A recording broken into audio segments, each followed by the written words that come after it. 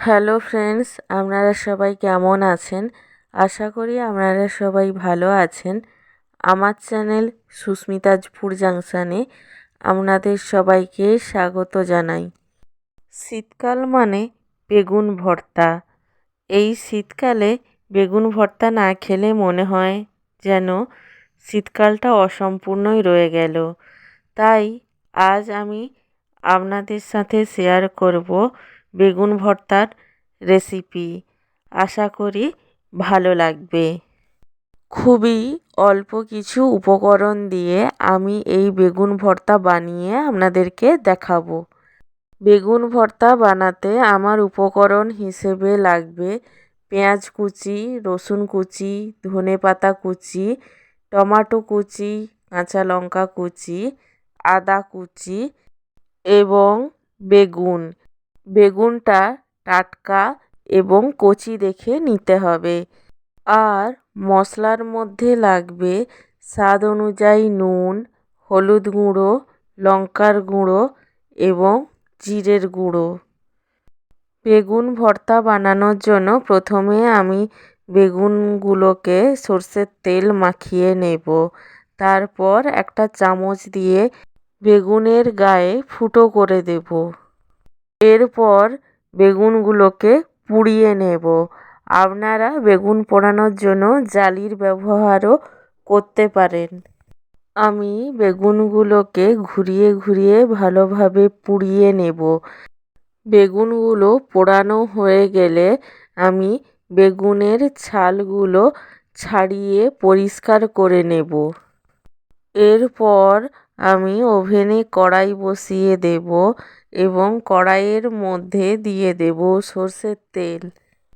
তেল গরম হলে আমি তেলের মধ্যে দিয়ে দেব পেঁয়াজ কুচি।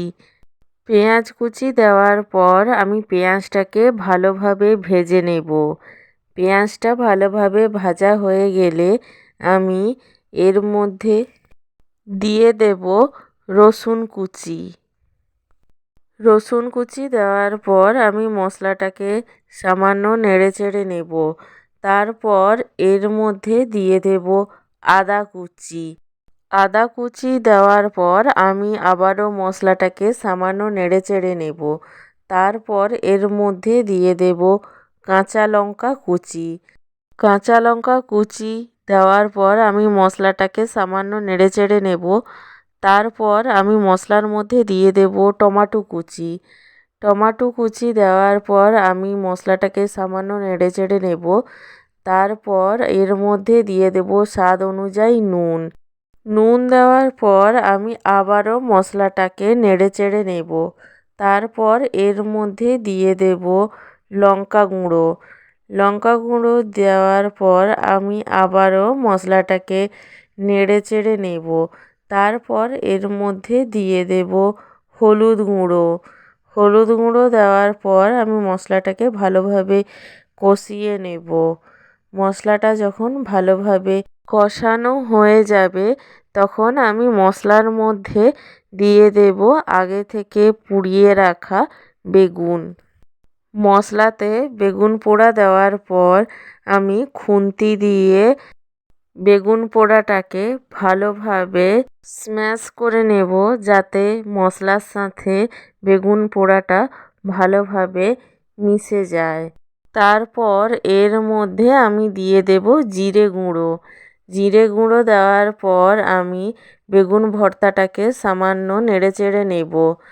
তারপর আমি এর মধ্যে দিয়ে দেব কাঁচা সর্ষের তেল। আপনারা চাইলে সর্ষের তেলটা ব্যবহার নাও করতে পারেন, তবে কাঁচা সর্ষের তেল দিয়ে দেখবেন খেতে অসাধারণ হবে। কাঁচা তেল দেওয়ার পর আমি বেগুন ভর্তাটাকে সামান্য নেড়েচেড়ে নেব। তারপর আমি এর মধ্যে দিয়ে দেব ধনেপাতা কুচি। ধনেপাতা কুচি দেওয়ার পর আমি বেগুন ভর্তাটাকে সামান্য নেড়েচেড়ে নেব। বেগুন ভর্তাটা সামান্য নেড়েচেড়ে নেওয়ার পর আমি নামিয়ে নেব এবং গরম গরম রুটির সাথে পরিবেশন করব গরম গরম বেগুন ভর্তা। আপনারাও এইভাবে একবার ট্রাই করে দেখুন। আশা করি খুব ভালো খেতে হবে।